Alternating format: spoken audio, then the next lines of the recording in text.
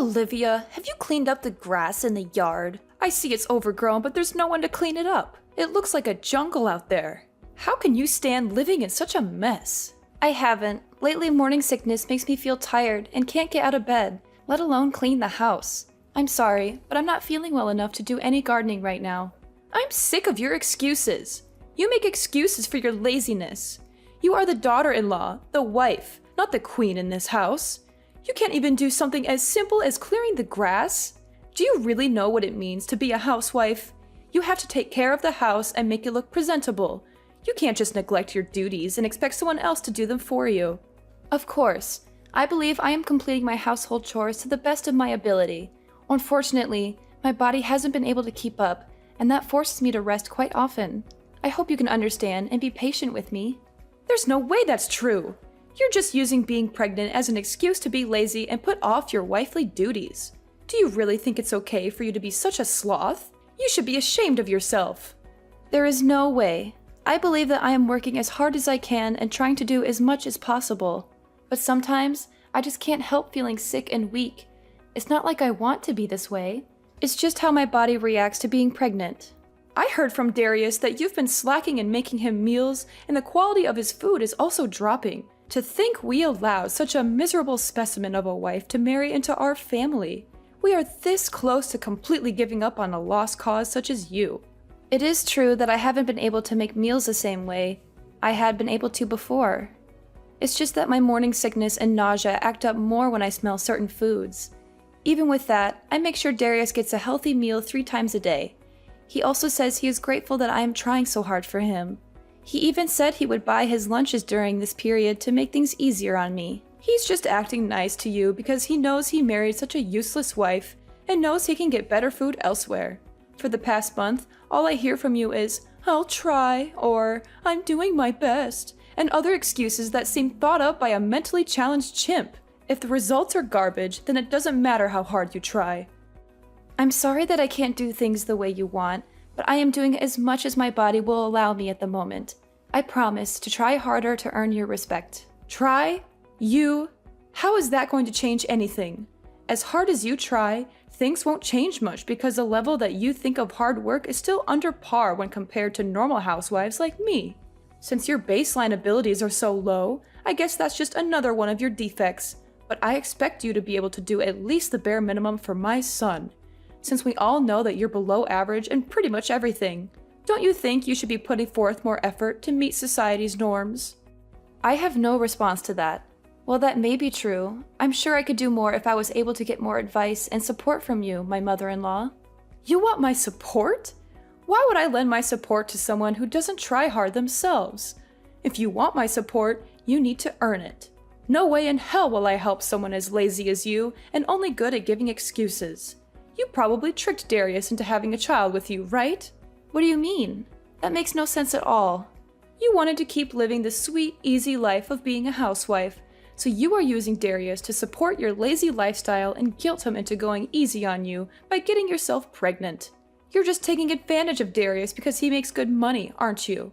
And by having a kid, it'll be harder to cut away a parasite like you. You are the most conniving, audacious woman I have ever met. It's not like that at all. I loved the job I had before we got married, and I was raised to be self-sufficient by my family. Darius knows how much that job meant to me, and even he was surprised when I quit it to follow him when he got transferred to the main office. We agreed that I would do work around the house until I found a new job. But then we found out I was pregnant, so that got put on hold. I fully intend to go back to work once our child is born and things settle down. A likely story. You say that now, but I know that you finally understand that lazing around the house and doing the bare minimum fits your millennial brain. You're just going to find some excuse to keep working as a housewife and live off Darius's hard work. It is so easy to see through the shallowness of your personality and your belief in your own entitlement.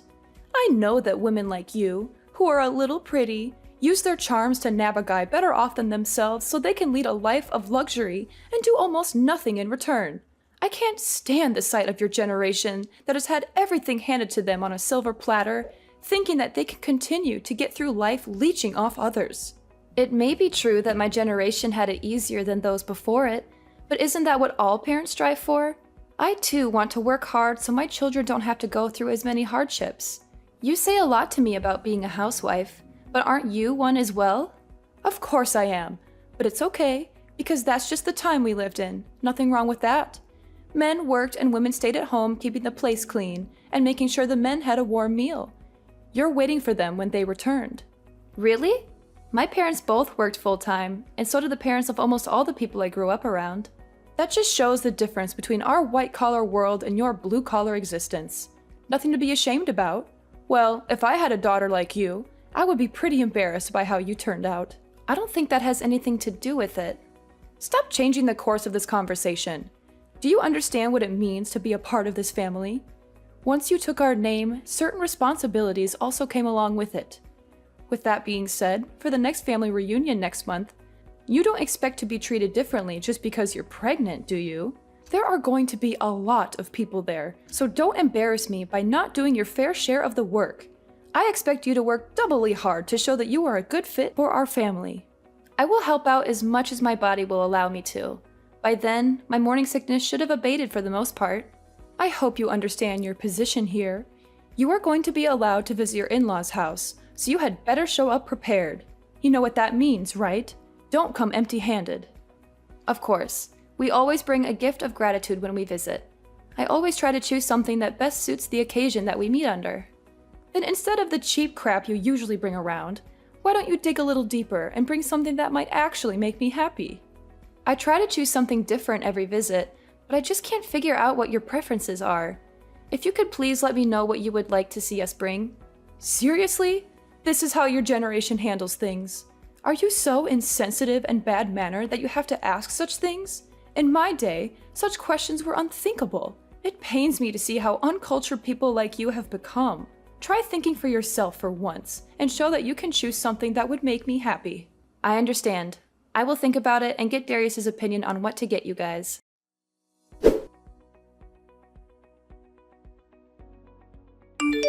Hello, Olivia. Do you have a little time to talk? There's something that's been bothering me, and I wanted to clear it up with you. Hi, Dad. It's good to hear from you again. You're always busy with work. How's everything with you? Are you doing well? Pretty good. Well, are you free? I have something to ask you. It's kind of personal, so I hope you don't mind. Yeah, of course. What can I do for you?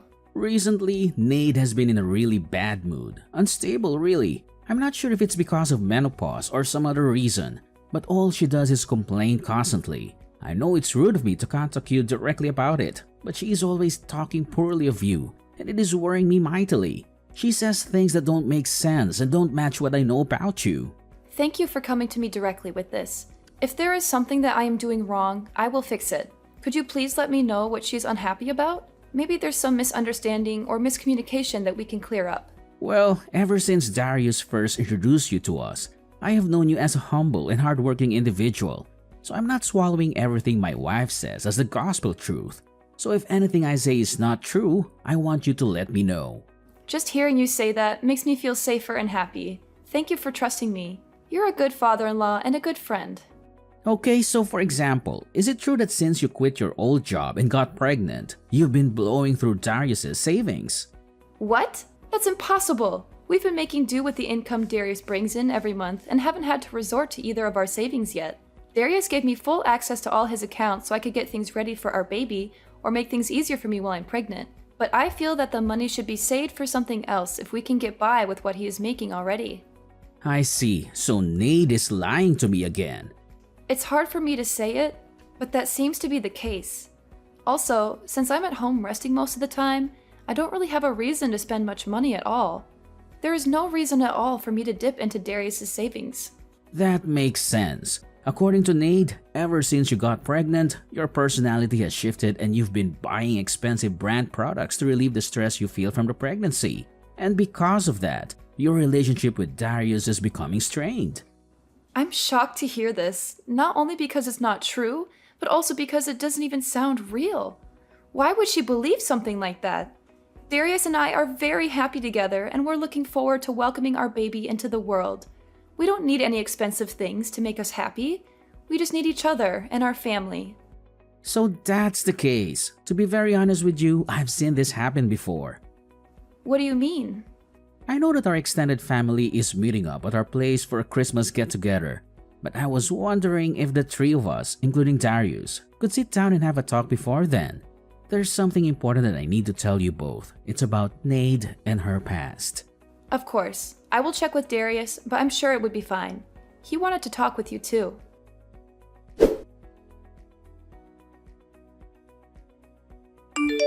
Haha, Olivia, your face was priceless.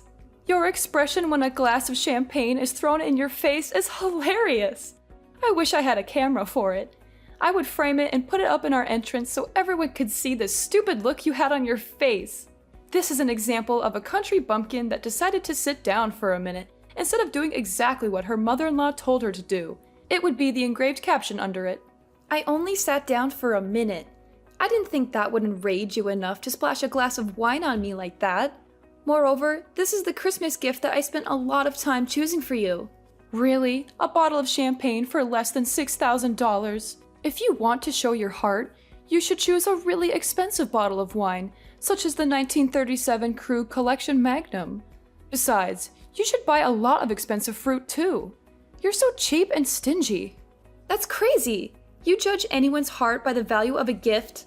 That's so shallow and materialistic. I chose this wine because it's from your favorite region and it has a good rating. I thought that you would like the taste and the quality, not the price tag. I may not care about the gift's value to others, except you. You're such a lazy, useless woman. Look at your brother-in-law's girlfriend. She's so cute, capable, and knows how to please. She brought me a diamond necklace and a bouquet of roses. She's 1,000 times better than you. You're going too far. You watch your mouth. Did you really think you could take a break just because you're pregnant? How weak are you millennials anyway? It's in our house rules. Wives need to be eternally on their feet ready for work. As soon as you decide to marry my beautiful boy, you agreed to live by my rules, so I expect you to work regardless of your physical well-being. I was helping out the entire day without rest. Not even being allowed to rest for a minute is too harsh. This is supposed to be a family, not an Amazon warehouse. It was like this when I married into this family, so I expect you to follow the same rites of passage. It's even within my authority if I decide to knock you to the floor when you are in my way or moving too slow. Are you serious? You have to be kidding. That would put the child I carry in danger. Then it's your responsibility to protect them by not being lazy and working hard. It doesn't matter if you're pregnant. You just married into our family, so you need to sweat, blood, and tears to earn a place here. Next time I catch you resting even for a blink, you will find your ass on the curb so you can think about how useless you are being. Don't worry, I'm never coming back. Like you have a choice. When Darius wants to see me, you will have to tag along as well. Then I can give you a piece of my mind. Wrong. Neither Darius nor myself will ever breathe the same air as you ever again. Tonight was the last time you will ever lay eyes on either of us. Thank you for showing me how not to act as a mother-in-law when my children bring home their partners. What on earth are you talking about? Who do you think you are talking back to me like that? When you get back from changing your clothes, I am going to show you the true meaning of respecting your elders. Hurry up and change. How long does it take you? This is what I'm talking about when I say you are a slow dimwit. Darius has already sneaked me out of the house, and we are on our way home. Since you will never see me again, you no longer need to waste your anger on me. Please find something else to vent your frustration on. Maybe knitting, jogging, joining the army as a drill sergeant. Don't give me that nonsense. Once you marry into my family, you'll be expected to be obedient as an in-law. Once Darius read that you would kick me out of the house in this weather, he snapped.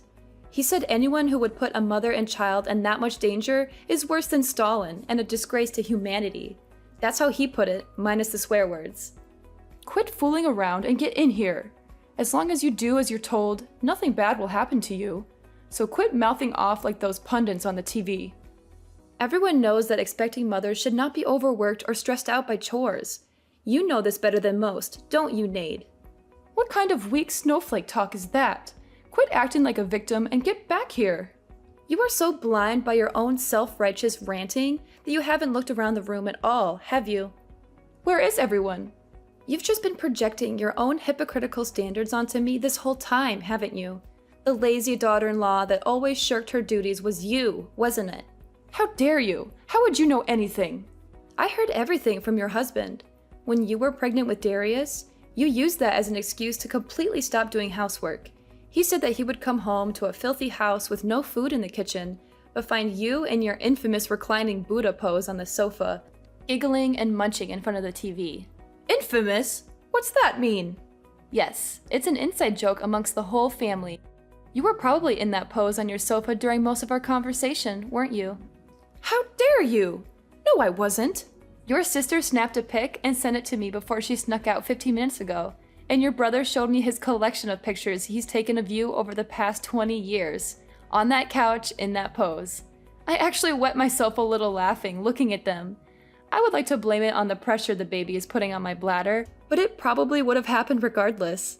Lies! Horrible lies! Back to the main point. When you were pregnant, you used that as a shield to avoid doing any chores, even when you felt fine.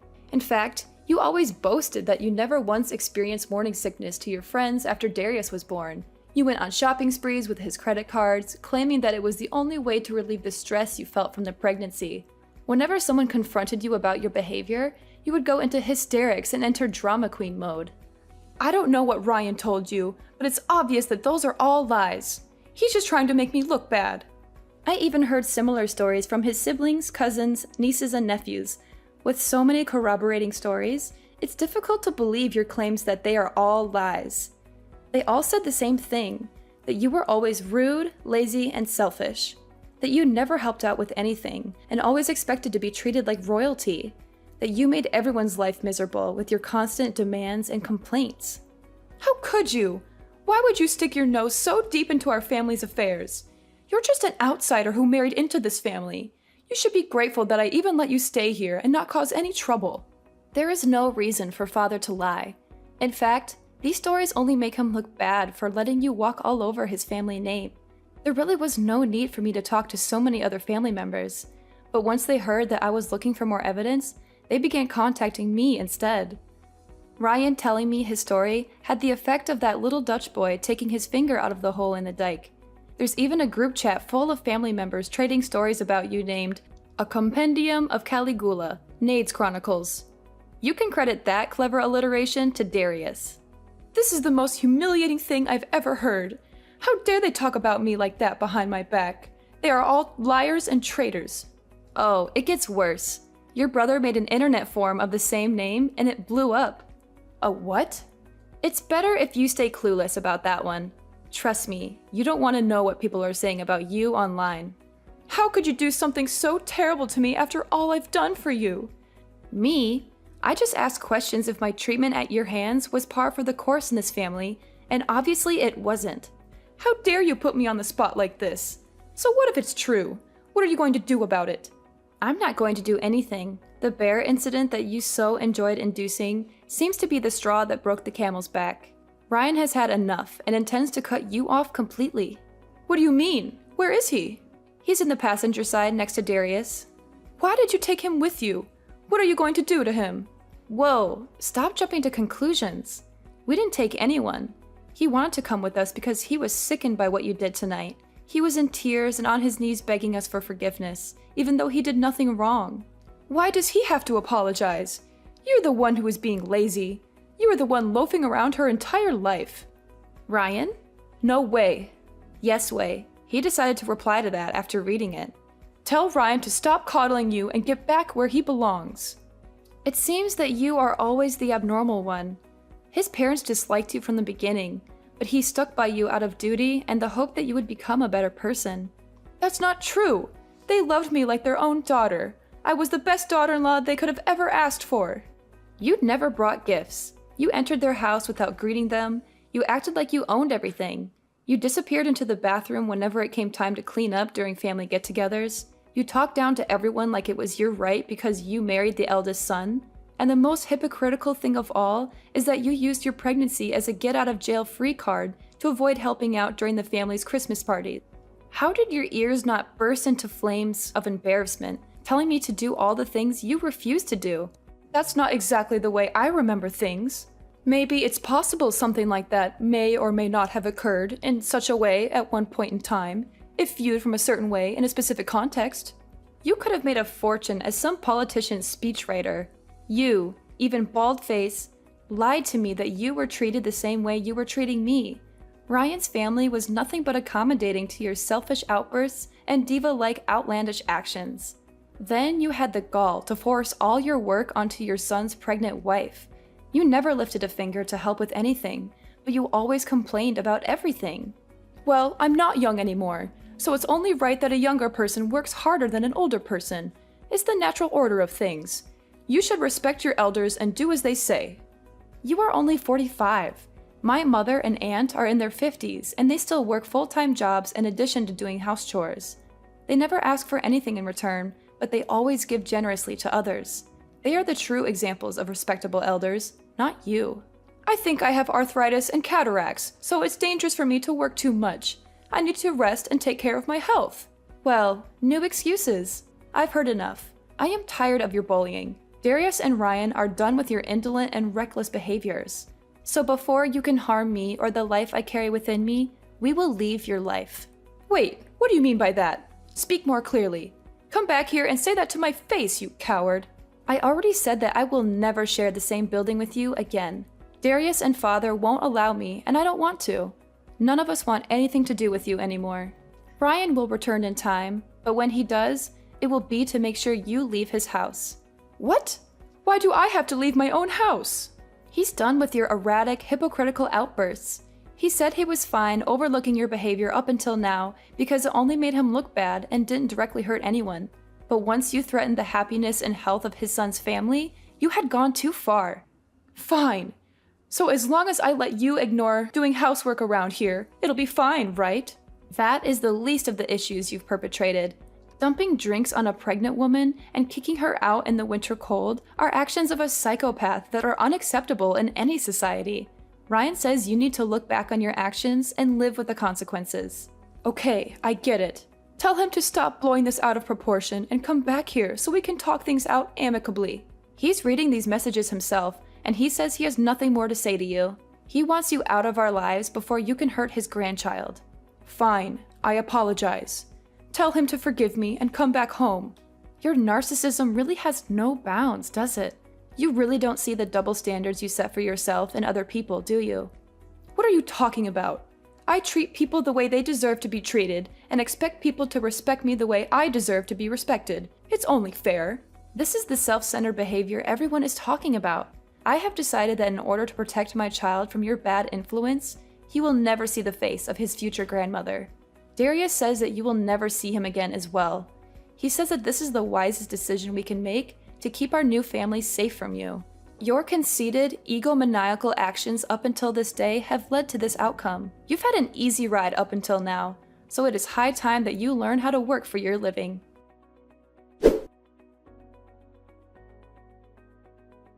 It turns out that Nade dropped to her knees and bawled for forgiveness from Ryan when he got back home a few weeks later. Unfortunately for her, he had had enough of her self-serving ways, so her apologies were dismissed. He evicted her from his house after living comfortably as a failure of a housewife, which forced her to find a humble job so she could afford a dingy apartment to live in. We can only hope that this experience can make her acknowledge her faults and give her a change of heart. I'm not expecting that, but who knows what the future holds. Maybe one day she will learn how to be a better person and a better mother. Or maybe she will never change and continue to be miserable and bitter.